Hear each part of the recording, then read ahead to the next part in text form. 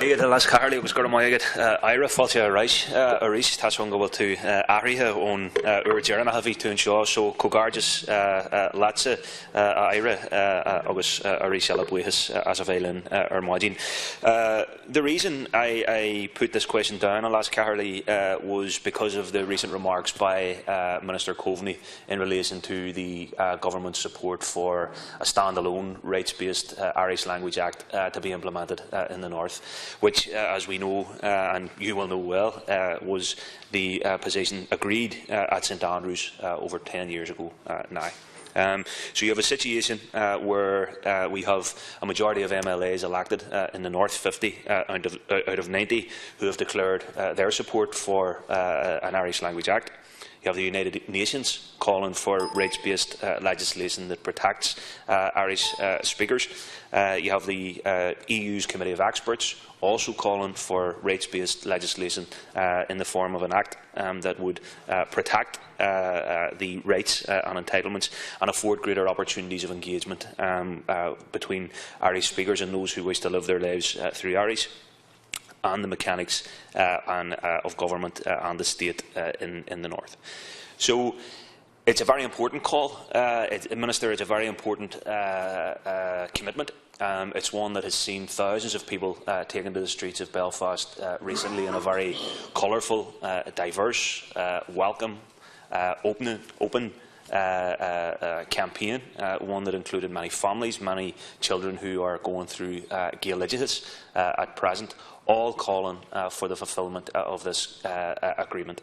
I think it's very positive and very significant that Minister Coveney has been so overt and clear in his public statements on this issue thus far. I do think it's important that we hear from An Taoiseach in relation to this, to reaffirm and I think highlight and indeed even reassure Irish speakers in the North that this is a matter that the government at that most highest level takes serious and wants to see, along with those thousands of people who took to the streets, along with that broad shade of political and civic society, want to see the implementation of the agreement as reached at St Andrews to see the implementation of a standalone Act na Gaeilge. Gormaig a las Carly.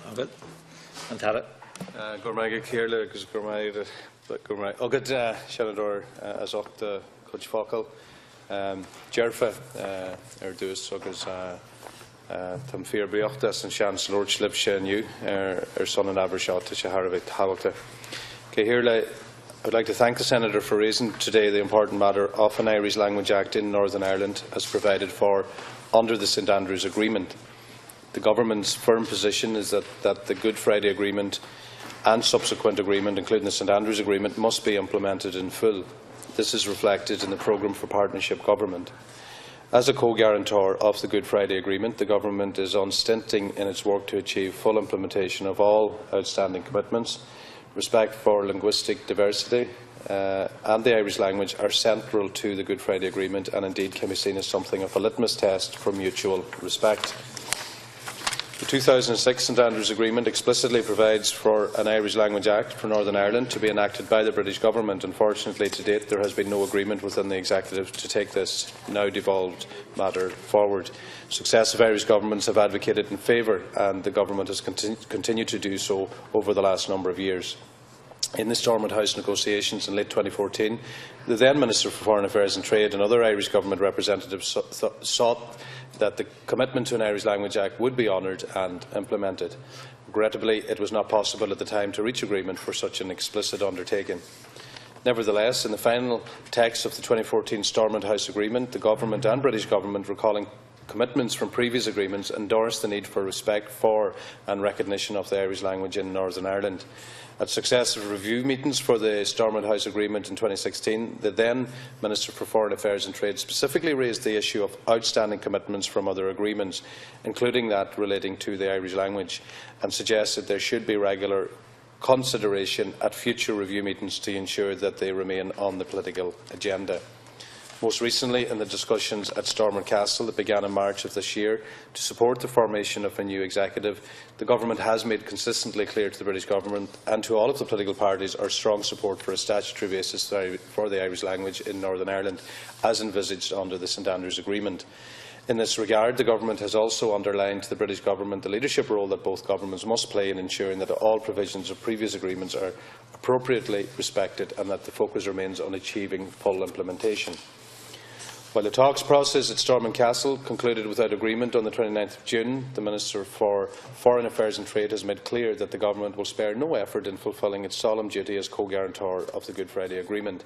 This includes continuing to work to ensure the effective operation of all its institutions and also the implementation of outstanding commitments, including in relation to an Irish Language Act. The Government will continue to work to this end with the British Government to support and facilitate the parties in their efforts to reach agreement on formation of a new executive. The Government wishes to see this achieved as soon as possible. Finally, I'd like to note that the Government will also continue to support the Irish language on an all-island basis, including through financial support for the work of Foras na Gaeilge, be it in the area of the Irish language itself and also the Ulster Scots Agency. Thank you, Gaeilge.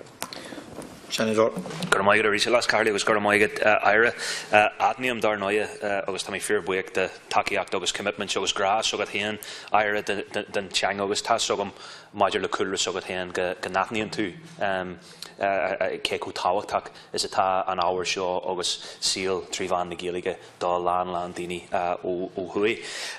Minister, you'll know and appreciate from your own background and your own work, not least as chair of the Good Friday Agreement Committee previously, that the issue of the Irish language and rights and entitlements for the Irish-speaking community are vitally important to a broad range of people, because in the last number of years, this issue has become is representative of a broader issue of Irishness in the North, and people who simply see themselves as Irish and want to be part of the Irish nation and live their life in that way. So I actually appreciate and had intended to ask you about your own government's engagement with the British government as co-guarantors, because we all recognise and appreciate the dynamic in the North at present, and we all know that issues of lack of respect for an Irish identity and the Irish language is at the heart of the problems as to why we don't have a functioning executive. So, Minister, it's really just to reiterate to the Government through you in this instance just how important this matter is, that it isn't going to go away. It is continuing because it is necessary, because it is an issue of rights and equality, and because it is an issue that was agreed. And unfortunately, I don't say this to be overly dramatic, Minister, but rights delayed are rights denied. So there is an obligation on all of us to, I think, redouble our efforts to ensure that the demand, the very just and legitimate demand for an Irish Language Act, regardless of the climate that exists in the North, is fulfilled, and is fulfilled as part of agreements reached. So, Shin Mamed, Gormaigad. Margaret.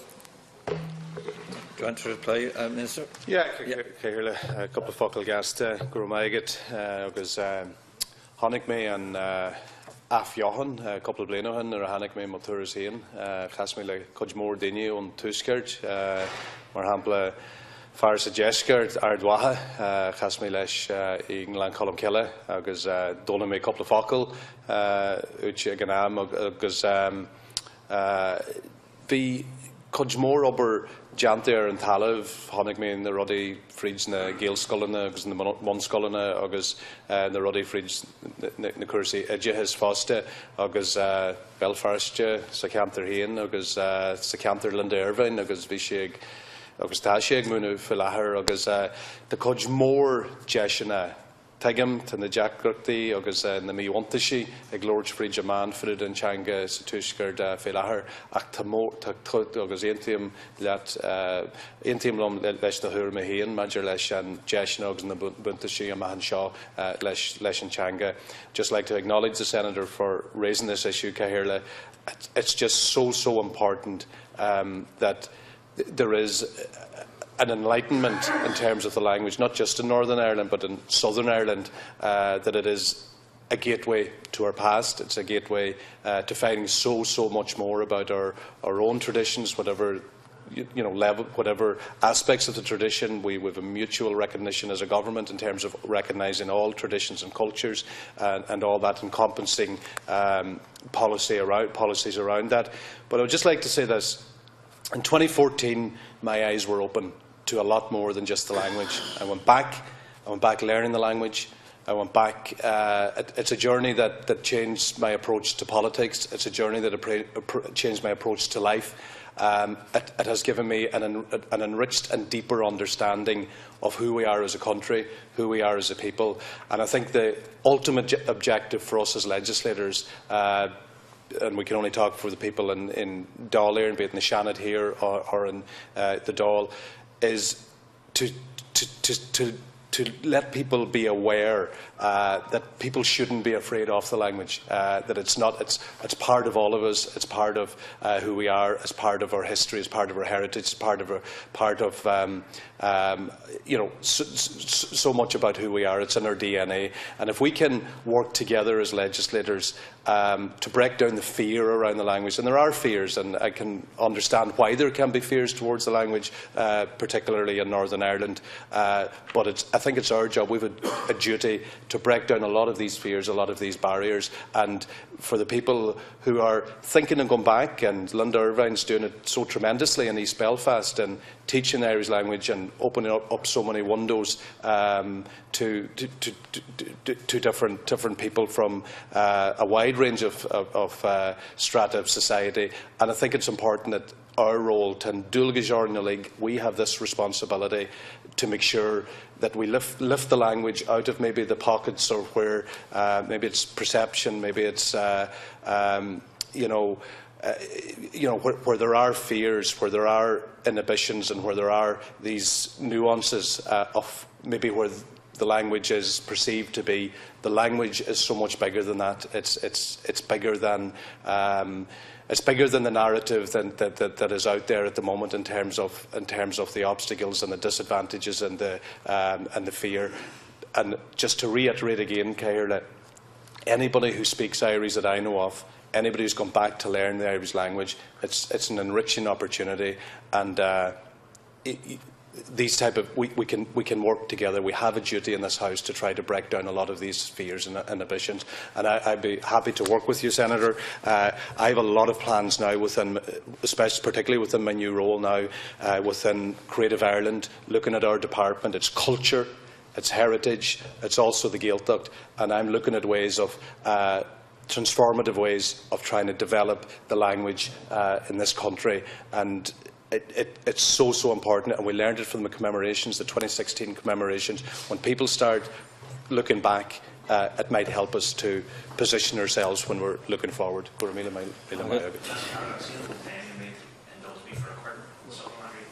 I can't. I think the rules don't allow, Senator. It's true. Tá an Shannon allo go dtí leathuair tréis a héan jog. The Senate stands suspended until 11:30.